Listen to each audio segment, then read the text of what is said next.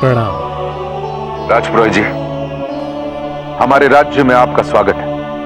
अविलंब वो समाचार सुना दीजिए जिसे सुनने के लिए हम सब व्याकुल हैं। हमारे महाराज के आदेशानुसार आपको ये सूचित करते हुए मुझे बहुत प्रसन्नता हो रही है। उनके सुपुत्र राजकुमार दंडक अब विवाह योग्य हो गए। वर्षों पूर्व दिए गए वचन की पूर्ति का समय आ गया है हिमनरेश। तो इसमें विलंब का प्रश्न ही नहीं उठता है ना स्वामी?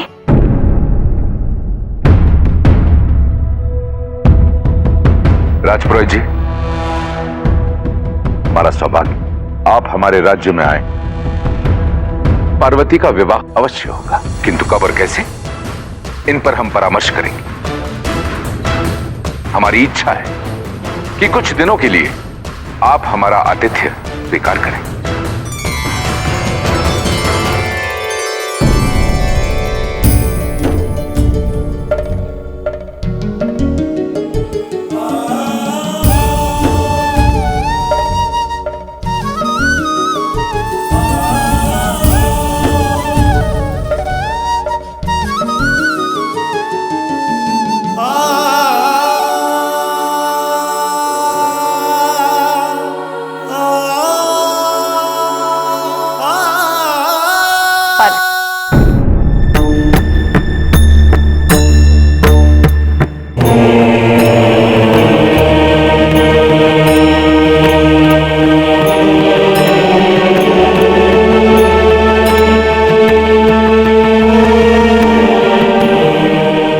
पार्वती, क्या तुम अब भी महादेव के बारे में सोचती हो? हमारे जीवन की सबसे बड़ी भूल ऋषि दधीची और ऋषि मार्कंडेय के आश्रम में इतने वर्षों तक रहे। उसी के कारण तुम्हारा मन शिव के विचारों से दूषित हुआ।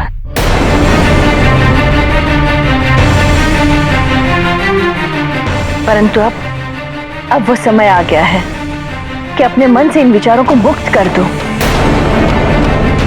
तुम्हारा विवाह राजकुमार दंडक के साथ तय हुआ है। पता नहीं तुम्हारे पिता ने विवाह की तिथि अब तक निर्धारित क्यों नहीं की।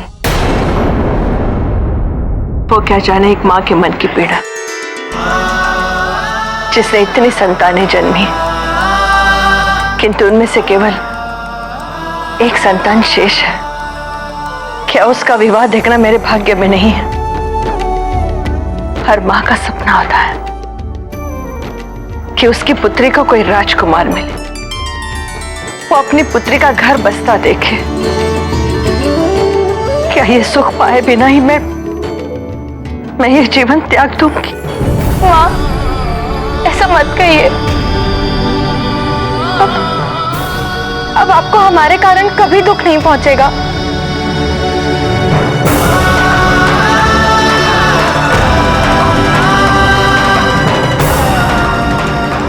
तो वचन दो पुत्री कि तुम वही विवाह करोगे जहां मैं कहूंगी।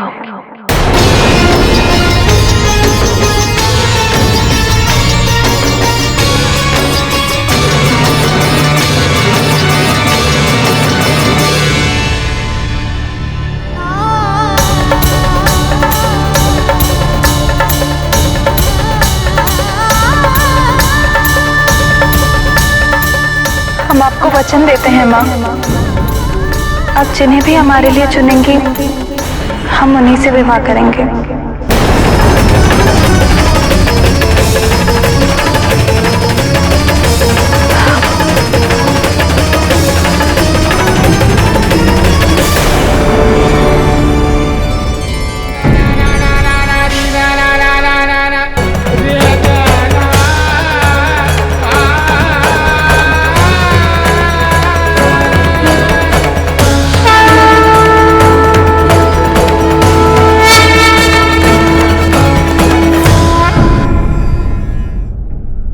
नारायण नारायण। क्या हुआ देवराज? आज मेरा स्मरण कैसे किया? देव ऋषि, माता पार्वती ने अपनी माता मैनावती को वचन दे दिया है कि वो उनकी इच्छा के विरुद्ध विवाह नहीं करेंगी। अब हम क्या करें? कोई युक्ति है? युक्ति तो केवल एक ही है।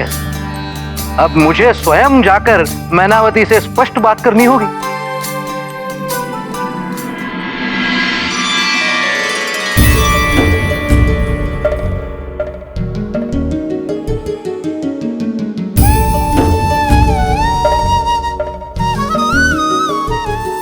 हम आपको वचन देते हैं माँ, आप जिन्हें भी हमारे लिए चुनेंगी हम उन्हीं से विवाह करेंगे।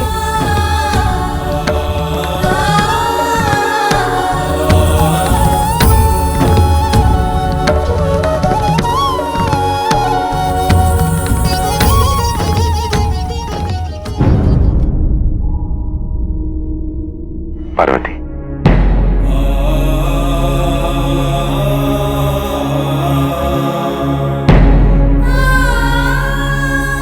तुम्हारी मां ने तुमसे जो कुछ कहा मैंने सुना। सत्य तो यह है पार्वती कि कल तक मैं भी तुम्हारे लिए वही चाहता था,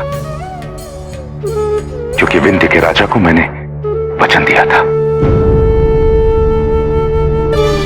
मैं इस सत्य से भी अनभिज्ञ नहीं हूं कि बालपन से तुम किसी को अपना पति मान चुकी हो। तुम्हारे हृदय में किसी के लिए अपार प्रेम है। मैं तो केवल तुम्हें आश्वस्त करने आया हूं कि तुम जो भी निर्णय लोगी मैं सदैव तुम्हारा साथ दूंगा।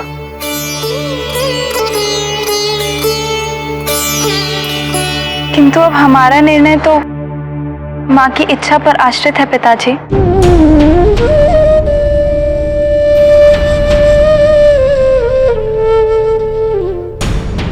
वो जिनसे भी कहेंगी हम उनसे आंखें मूंद कर विवाह कर लेंगे।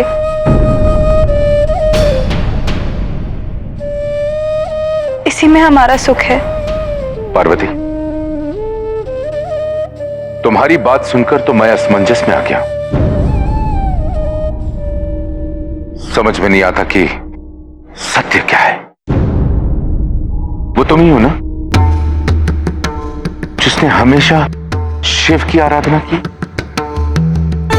जिसने बालपन से लेकर आज तक शिव को अपना जीवन साथी, अपना पति माना है। तो पार्वती, आज ये हृदय परिवर्तन कैसे?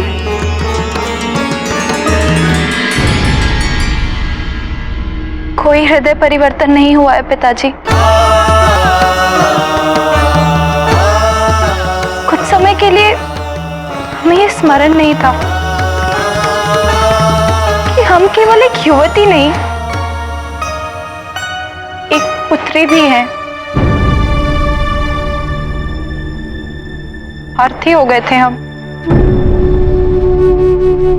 क्योंकि कोई भी पुत्री अपने मां के हृदय को ठेस पहुंचा के उन्हें पीड़ा देकर स्वयं सुखी नहीं रह सकती।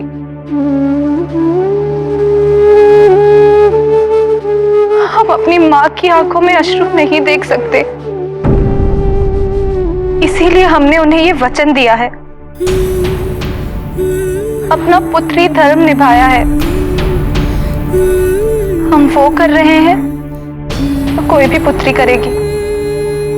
देवी पार्वती स्वयं आदि शक्ति है, जिनका जन्म शिव से पुनः मिलन हेतु हुआ है। देवी पार्वती को अपने सत्य की अनुभूति होने दो और संसार के कल्याण हेतु उनके और शिव के मिलन में आने वाली हर बाधा को दूर करो।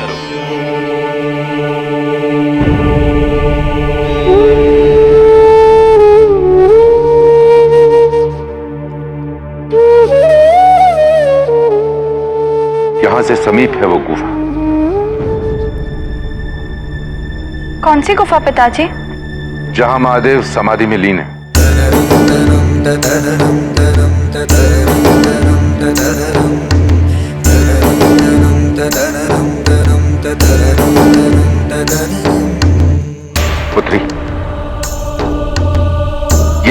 सौभाग्य है कि महादेव ने हमारी भूमि को अपने तप स्थल के लिए योग्य समझा। अब हमारा कर्तव्य बनता है कि उन्हें हम अपना आतिथ्य प्रस्तुत करें। हमारी इच्छा है पार्वती, यह कार्य तुम्हारे द्वारा संपन्न हो। महादेव के भोजन आदि की व्यवस्था से लेकर उस गुफा को उनके रहने योग्य बनाने तक का कार्य तुम्हें करना होगा पार्वती। परंतु पिताजी, इससे माँ को प्रसन्नता नहीं होगी। पुत्री, हमें अपने सोच को संकुचित होने से बचाना है। अपने जीवन में हर मनुष्य एक से अधिक धर्म का पालन करता है। पुत्री, धर्म के पालन करने में आतिथ्य धर्म को भूलना नहीं चाहिए। महादेव हमारे अतिथि हैं, उनका ध्यान रखना होगा और यह दायित्व तुम्हारा होगा।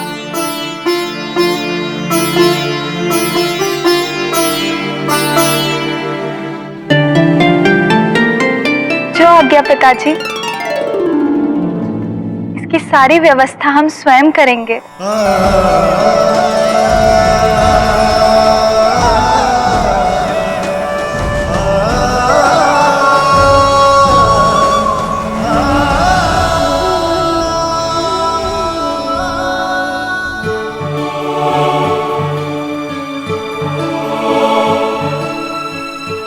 पार्वती, ये लो दूध। दूध क्यों? हम तो रोटियां बना रहे हैं। उसी के लिए तो है पार्वती। दूध को आटे में मिलाकर गूंदने से रोटियां नरम बनेंगी और स्वादिष्ट भी। महादेव तप करते समय दूध और दूध से बनी किसी भी सामग्री का सेवन नहीं करते हैं। परंतु तुम इतना निश्चित होकर कैसे कह सकती हो? क्या तुम्हें इस विषय में किसी ने कुछ बताया है? ये तो हम भी नहीं जानते,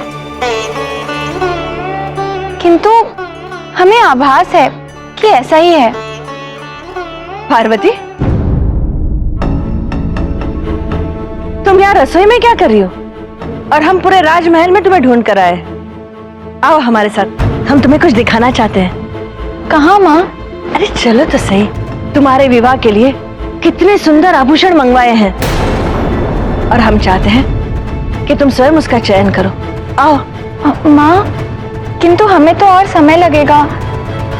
सारे कार्य अभी तक पूर्ण नहीं हुए हैं। आप स्वयं ही हमारे आभूषणों का चयन कर लीजिए ना। यदि हमें चयन करना होता तो हम कब के कर चुके होते। और ऐसा कौन सा कार्य है जो करने में इतनी व्यस्त हो? कुछ क्षण भी नहीं तुम्हारे पास हमारे साथ चलने के लिए? माँ, वो दक्षिण दिशा के पर्वत पर जो तप सन्यासी, सन्यासियों के लिए तुम भोजन बना रही हो? भला हमारी पुत्री सन्यासियों के लिए भोजन क्यों बनाएगी?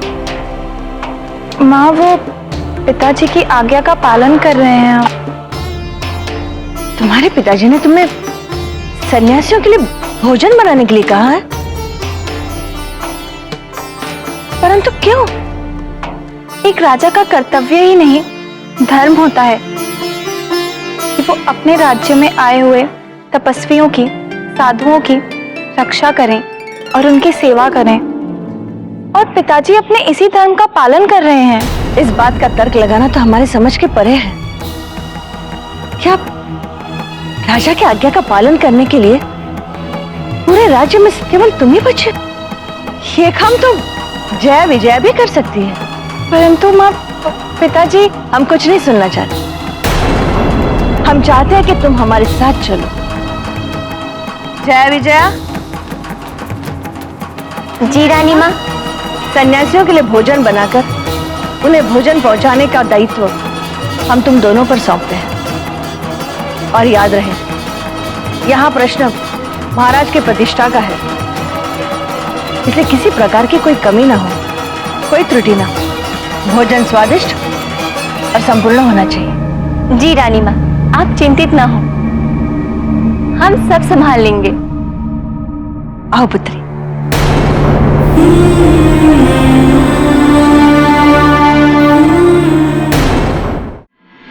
हमारे राज्य के दक्षिण क्षेत्र के पर्वत श्रृंखलाओं में एक पुरानी और विशाल गुफा है। हम चाहते हैं कि आप उस गुफा का पूरा पूरा ध्यान रखें। महाराज, हमारे राज्य की पर्वतों की हर गुफा में कोई ना कोई योगी सन्यासी तप करता हुआ मिलेगा।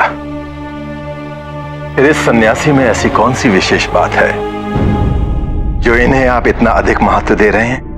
वो कोई असाधारण योगी नहीं, संसार के महानतम सन्यासी। ठीक है महाराज, जैसी आपकी आज्ञा है।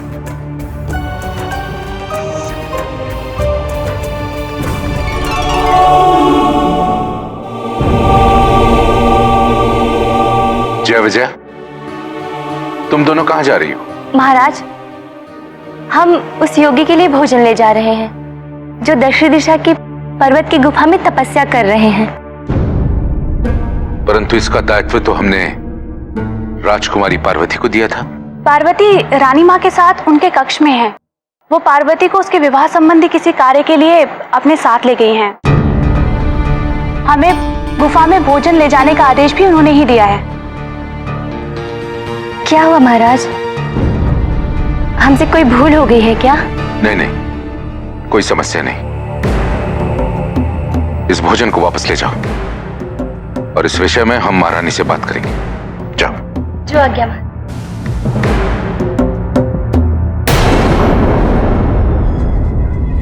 हम ये क्या सुन रहे हैं तारकासुर, कि तुम हिम नरेश पर आक्रमण करने की सोच रहे हो? सोच नहीं रहे हैं गुरुदेव, अभी तो हमने आक्रमण करने की योजना भी बना ली है। तारकासुर, हिम नरेश पर आक्रमण करना तुम्हारी सबसे बड़ी मूर्खता होगी। हिम नरेश विष्णु का बहुत बड़ा उपासक है। यदि उन पर आक्रमण हुआ तो विष्णु स्वयं उनकी रक्षा हेतु प्रकट हो जाएंगे।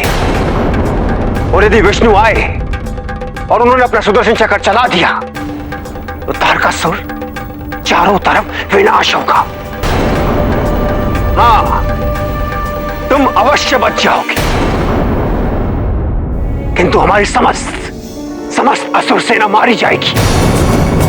तो क्या हुआ? आप अपनी संजीवनी विद्या से सभी असुरों को पुनः जीवित कर सकते हैं। अवश्य कर सकते हैं, किंतु विनाश का कारण तुम्हारे द्वारा किया गया अधार्मिक और अनुचित कार्य हो तो कदापि नहीं, कदापि नहीं।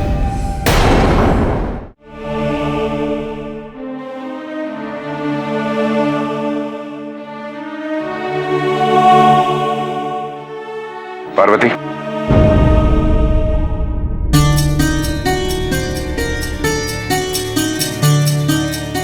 तुमने हमें निराश किया पुत्री। हमने तुम्हें महादेव का भोजन ले जाने के लिए कहा था और तुमने ये कार्य जया विजया को दे दी। माँ ने हमें किसी आवश्यक कार्य के लिए बुला लिया था। उनकी आज्ञा की अवहेलना नहीं कर पाए, इसी कारण। माता की आज्ञा की अवहेलना नहीं कर सकती थी, इसलिए पिता की आज्ञा का पालन नहीं। नहीं पिताजी, कृपया ऐसा ना सोचें। आपको तो सत्य का ज्ञात है, परंतु हम माँ के हृदय को पुनः ठेस नहीं पहुंचाना चाहते थे। पार्वती, हमें तुम्हारी वाणी में दुविधा के स्वर सुनाई दे रहे हैं। सत्य क्या है? सत्य वही है जो आप कह रहे हैं पिताजी। हाँ, हम हैं एक दुविधा में। हमारे हृदय में शंका वास कर चुकी है और हमें भय भी हो रहा है पिताजी। भय? क्यों? किससे? पता नहीं, जब से स्मरण है तब से महादेव को ही अपना पति, अपना स्वामी माना है। ऋषि दधीची भी सदा यही कहते थे, किंतु अब जब महादेव के दर्शन होने वाले हैं तो हमें स्वयं पे ही शंका हो रही है कि हम उनके योग्य भी हैं या नहीं।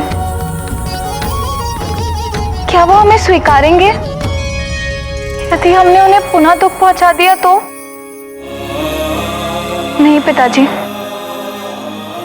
हमारा हृदय अभी उनके दर्शन के लिए तैयार नहीं है। तुम ऐसा क्यों सोच रही हो?